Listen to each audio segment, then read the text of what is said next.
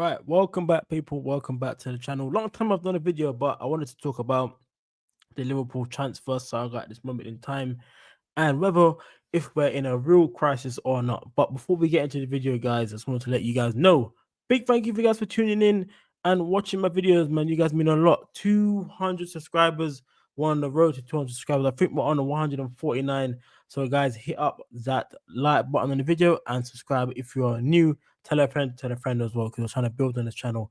The new season is starting, and there's a game on Friday against Bournemouth. I'll be doing a watch along. I might be late to that actually because I got work as well, but still, I'll try to get there as soon as possible on time. But yes, let's get into some chat, man. Let's get into some chat now. I wanted to say the Isak saga for me now, I think, is getting a bit annoying. It's getting a bit boring. We made that bid a couple of weeks ago now, and we haven't heard anything else more than like little murmurs of saying Isak still wants to go to Liverpool. We know that already. Liverpool are waiting for Newcastle to give us the go ahead to go in and bid again. But for me, I'm getting a bit bored of that now, man. I feel like we need to just go ahead and put a bid in. Forget all of this waiting for Newcastle stuff, because for me, in my opinion, it looks like we are just waiting for Newcastle to give us the go ahead. Why are we waiting for Newcastle as a big club to hear that? We should be putting a bid in again for Isak to see how Isak would actually deal with that with the club, because from what I'm seeing on the internet at this moment in time, whether it's true or not, Newcastle keep on trying to offer Isak a new contract, and that's a telling sign to show what Newcastle are trying to do. They're not really trying to sell Liverpool their striker, and even though we've got that from the beginning of this start of the transfer window that Newcastle said he's not for sale, there was news that came out that said that they're willing to sell him for 150 million.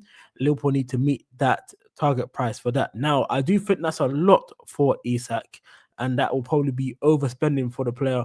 But me, as a fan, thinking about it, we shouldn't really care about it. It's not the money that we have, even though I know fans all around the world put money into the club.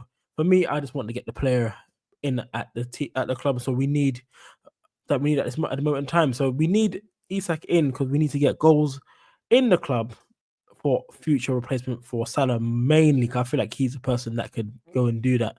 But on this saga of this right now, I think people might agree with me with this one, but it's getting a bit boring. We're all having to see this on the timeline on X. We're all looking at journalists Fabrizio Romano, Indy Callia, Dave O'Coop. We're looking at all those big X channels to see what's going on at the moment, and it's not looking promising. Because even on Sky Sports News, they were saying that at this moment in time, it's looking like Isak might be staying, even though I know the club is still confident that the player wants to come to the club. But yeah, it must be another for Isak as well, because he's probably thinking, can Liverpool put another bid in to show some more, proof that they want him? But I feel like we've done enough in the beginning, but now nearing the end of the start of the seasons coming up, I wanted all of our transfers done before or just after obviously the Charity Shield that just happened, and where we lost on penalties. So we did get some good performances from some of the new signings. Just the second half was really bad. You guys will see my opinion on that with the live show that just gone to subscribe if you want to see my opinions. Live show I had Son, Fans TV and Uncle Roz on there, which was not too bad, man. Which is not too bad. Check out that live, guys. But yeah, the Isak thing is getting very, very boring. Let me know what you guys think about it in the comments below. It's starting to irritate me because we know we need a striker and we've kind of left it a bit late now. I know some people will say don't panic. The transfer deadline day is on the 1st of September. Correct me if I'm wrong, guys, in the comments below, but that is a date for that. But for me, we've left ourselves a little bit short at the moment because we sold Nunes, no replacement. We sold Diaz, no replacement. We sold Quantum, we haven't got a replacement. And when we had Quantum, we still needed an extra centre back. So now, in my opinion, we need two. I know we've been linked with Leone. I think it's from Parma, but he's 18 years old, and I'm not even sure if he plays week in, week out. I need to probably do more research about that. I know there was a clip going around of I've been told about him getting the ball off Lukaku or something like that. But obviously, getting someone who's 18 years old to come in and play as cover. Unless the guy is the next Maldini, then bring him in. You know what I'm saying? But we don't know. We don't know much about him just yet. I know there was Mark Gahey talks that was meant to be around, and we'll have to wait and see about that also. So I haven't seen anything picking up saying Liverpool making any inquiries or any new bids in. So it's a bit iffy right now. I know that there was Rodrigo shouts, but it looks like Man City are selling Salvino, and they will be getting Rodrigo in as a targeted replacement. So at this moment in time, Liverpool need to move very quick. I know that there was Barcola links, but some people don't think that Barcolas are going to be ready to play. In my opinion, I definitely would take a Barcola in the club because that's my style of winger personally that I'd like to come in, because the way he dribbles and gets past players, that's what I like to see week in, week out. But I think he just needs more end product to his game, because I feel like we need a different aspect to Gakpo, because as you saw in Gakpo, the Crystal Palace game, and even last season, he rarely goes on the outside of the fullback. He always wants to cut inside and put in that cross. I feel like teams will find us out in games if we keep on going and doing that. Now, the only thing that annoyed me with the Charity Shield match was that Rio should have played. I reckon he should have got 20 minutes. He would have changed the game. Even Chaser coming on would have done a little bit of difference. But I don't know. I feel like it was a bit stubborn from Slot in that game. But forget that now. That's gone. The new season's starting on Friday where we have a game against Bournemouth. I just want to see some more targeted players come in, because we definitely need 3 players to replace obviously centre backs, left back, and the striker option. So we are still in for Isak. We might even, by the time I even put this video out, guys, Isak might have, I know a bid might have, Isak might have come in, and yeah, then this video wouldn't mean that much in the sense of the Isak one, unless we do get a deal agreed. But that is my main concern right now. Are we even going to get Isak? For me, we need to concentrate on getting Rodrigo in. If Slot is not going to play Rio in a Charity Shield match, come off a bench for 20 minutes, what's it going to be like in the Premier League season? So for me, I felt like Rio deserved to start this game against Crystal Palace, and then for him not even to get 10 to 20 minutes in the Charity Shield game showed a lot. We know he's not injured.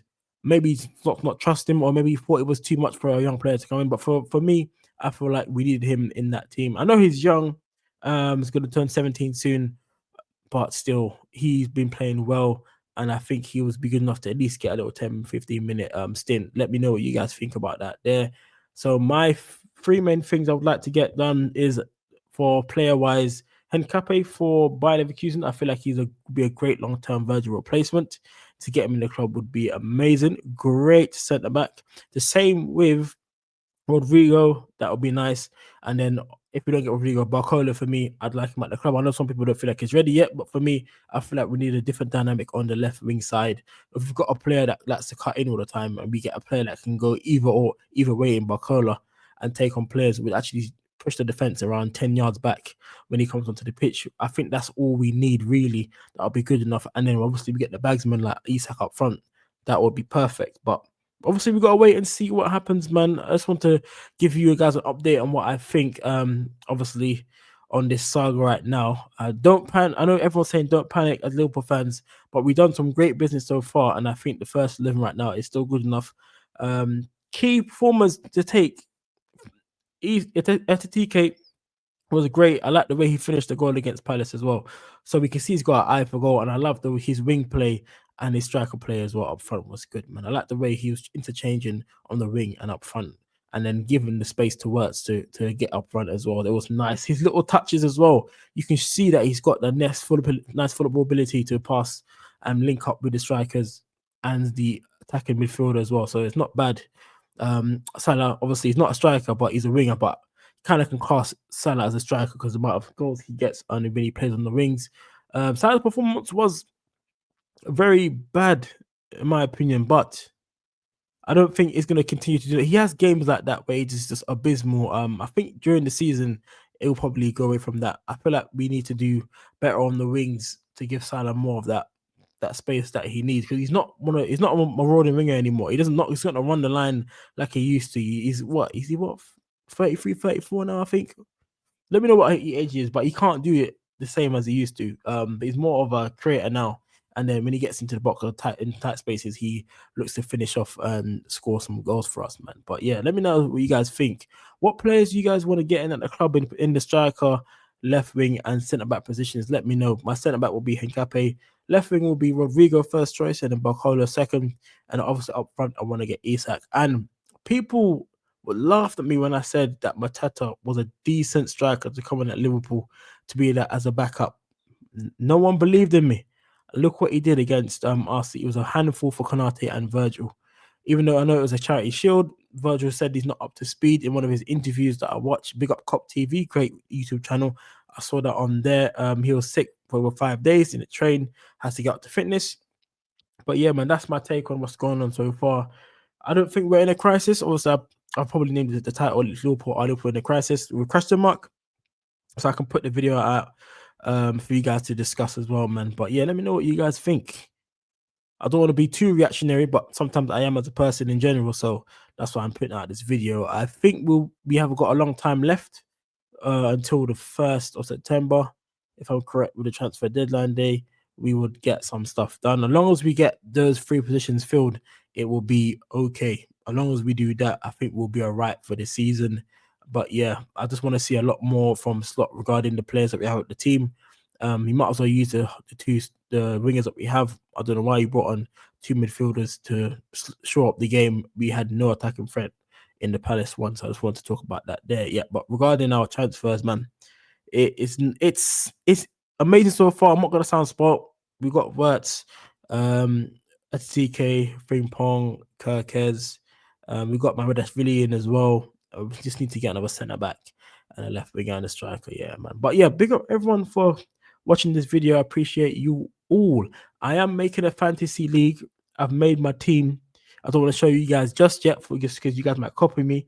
So I'm gonna make my league, and then one of my live or video, I might post it on YouTube to let you know what the league code is and stuff, and you guys can join it, and we can all battle each other each week in, week out to see who stays at tops. I think I've got a decent team so far though, but I'm gonna do some few changes. I think Rodri's injured, so I've got to take him out my squad. That's really messed me up already, so I've got to fill out about that. But yeah, man, a big thank you for you guys that's tuned in on this video. You know how I always do. Like and subscribe. On the road to 200 subs, man. Hit that subscribe button, guys. That would be amazing and appreciative. Let's try to get to 200 subs by the 1st of September. So that would be great, man. So yeah, I'll see you guys in another video. Yeah, man. Peace out, man.